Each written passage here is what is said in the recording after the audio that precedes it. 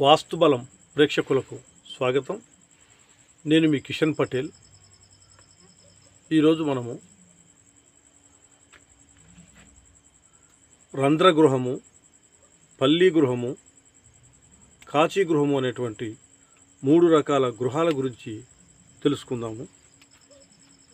ముందుగా రంధ్రగృహము.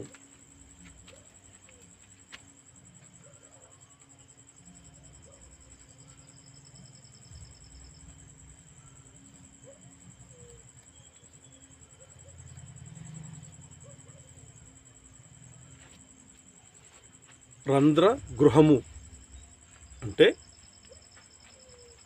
మనకు ఇంటి స్థలము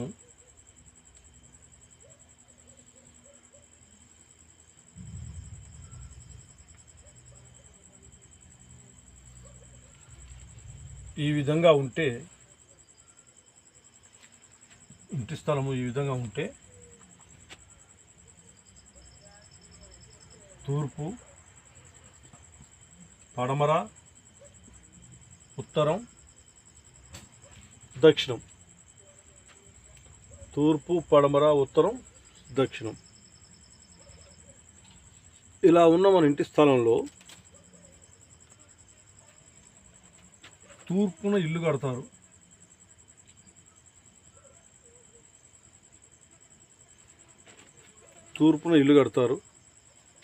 అలాగే దక్షిణంలో ఇల్లు కడతారు.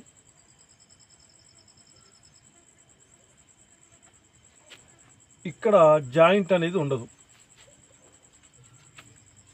తూర్పు భాగంలో ఇల్లు కడతారు, దక్షిణ భాగంలో ఇల్లు కడతారు. ఇక్కడ ఆగ్నేయ మూలలో జాయింట్ ఉండదు. ఈ ఇంటికి జాయింట్ ఉండదు. ఇలా ఉండని ఇంటిని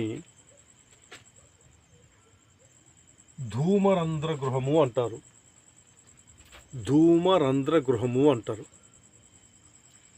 ఈ విధంగా ఇల్లు కట్టుకుంటే ఈ స్థలంలో తూర్పు భాగంలో ఒక ఇల్లు, దక్షిణ భాగంలో ఒక ఇల్లు, ఈ మూల కలవకుండా కట్టుకుంటే దాన్ని ధూమరంధ్రగృహము అంటారు. ఇలా కట్టుకున్న ఇంట్లో అక్కడ ఎవ్వరికీ ఎప్పటికైనా సంతోషం అనేది ఉండదు. కాబట్టి ఈ విధంగా ఇల్లు కట్టుకోకూడదు. ఇది ధూమరంధ్రగృహము. ఏంటండి అది?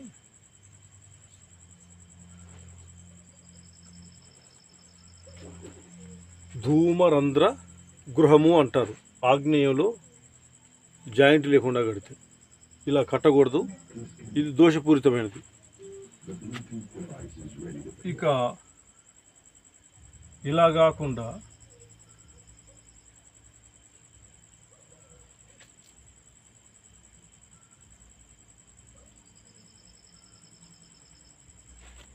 దక్షిణంలో ఇల్లు కడతారు, పడమరలోనూ ఇల్లు కడతారు.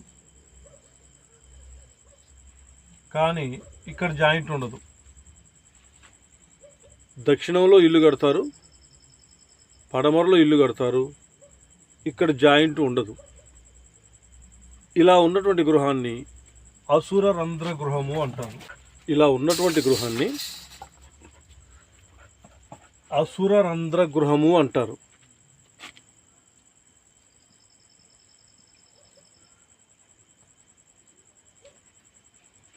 అసుర రంధ్రగృహము ఏమిటి?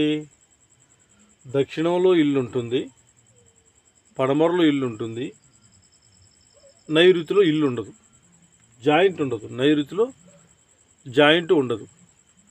కాబట్టి ఆ ఇంటిని అసుర రంధ్రగృహము అంటారు. ఈ రకంగా ఉన్నటువంటి గృహంలో ఉండే వాళ్ళకి ఎప్పటికీ సుఖ సంతోషం అనేది ఉండదు. కష్టాలు, కన్నీళ్ళే ఉంటాయి. అసుర రంధ్ర గృహాన్ని కట్టుకున్నటువంటి వాళ్ళకి ఎప్పటికీ కష్టాలు, కన్నీళ్ళే తప్ప సుఖ సంతోషాలు ఎప్పటికీ ఉండవు.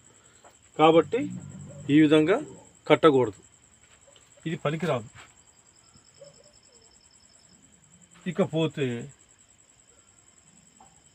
మూడవది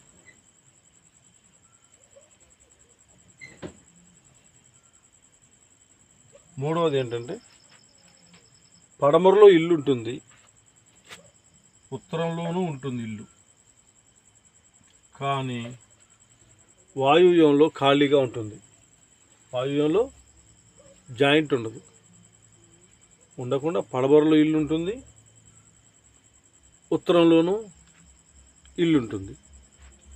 ఇటువంటి ఇంటిని వాయురంధ్ర గృహము అంటారు.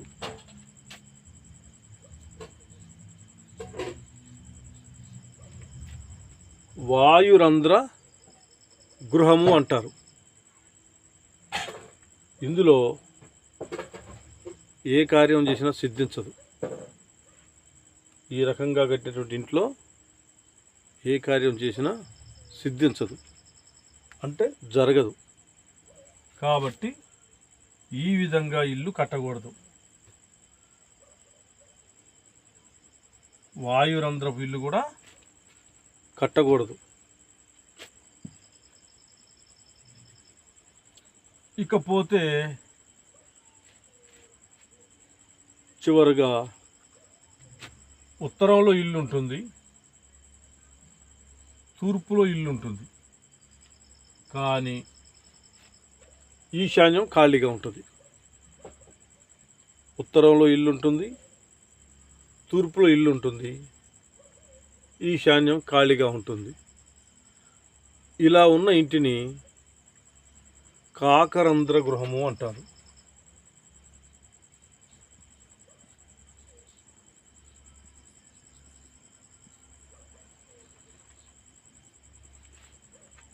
ఇలా ఉన్న ఇంటిని, ఈశాన్యంలో జాయింట్ లేకుండా కట్టినటువంటి ఉత్తరం తూర్పు ఉన్న ఇంటిని కాకరంధ్ర గృహము అంటారు.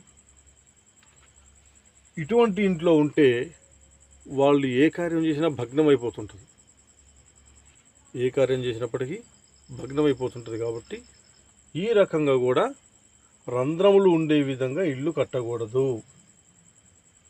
ధూమరంధ్రము కట్టకూడదు, అసుర రంధ్రము కట్టకూడదు, వాయురంధ్రము కట్టకూడదు, కాకరంధ్రము కట్టకూడదు.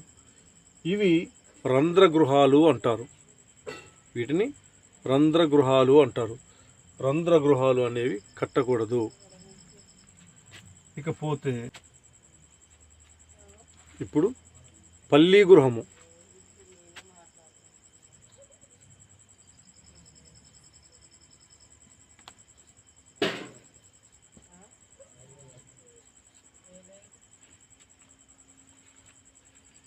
పల్లీ గృహము అంటారు. పల్లీ గృహము అంటే ఈ రకంగా ఉన్నటువంటి ఇంటి స్థలంలో తూర్పు భాగంలో ఒక ఇల్లు కడతారు, పడమర భాగంలో ఒక ఇల్లు కడతారు. అంతే. ఉత్తర దక్షిణాల్లో కట్టరు. పడమరలో ఒక ఇల్లు ఉంది, తూర్పులో ఒక ఇల్లు ఉంది. ఇలా ఉన్నటువంటి ఇంటిని పల్లీ గృహము అంటారు. పల్లీ గృహము. ఈ ఇంటిలో ధనం ఎప్పటికీ నిలబడదు. ఎప్పటికీ ధనం నిలబడదు, ఇంటికి రాదు. కాబట్టి ధనం నిలవని గృహం ఇది. పల్లీ గృహంలో ధనం ఉండదు. అంటే ఇలాంటి గృహము నిర్మించుకోకూడదు, అందులో ఉండకూడదు. ఇది పనికిరానిది. ఇకపోతే కాచగృహము.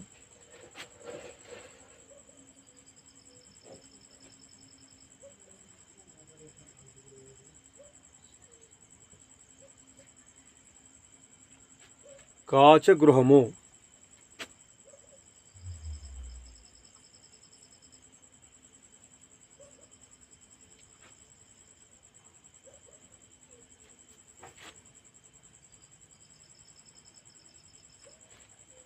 ఈ కాచగృహం అనేది ఉత్తరంలో ఇల్లు ఉంటుంది,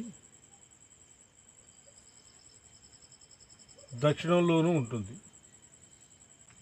కాచగృహము ఉత్తరంలో ఇల్లు ఉంటుంది, దక్షిణంలో ఇల్లు ఉంటుంది, తూర్పు పడమరలో ఏమీ ఉండదు.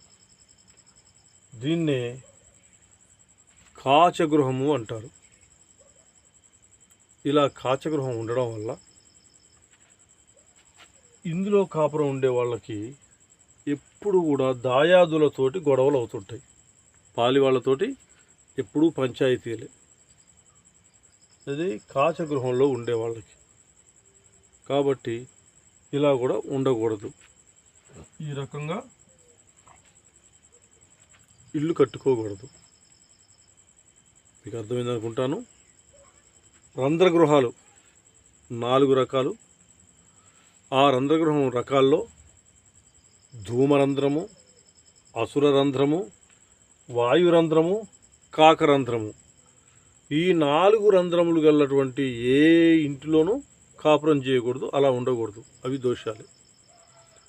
తర్వాత పల్లి గృహం గురించి మనం మాట్లాడుకున్నాం. పల్లి గృహం అంటే తూర్పులో కడతారు, పడమరలో కడతారు, మిగతా అంతా ఖాళీగా ఉంటుంది. అది కూడా నష్టం కలిగించేదే, దోషపూరితమైనదే. ఆ తర్వాత ఇది కాచగృహము. ఇదేమిటి? ఉత్తరంలో కడతారు, దక్షిణంలో కడతారు, మిగతా చోట ఖాళీగా ఉంటుంది. ఇది కూడా దోషపూరితమైనదే వాస్తుశాస్త్ర రీత్యా.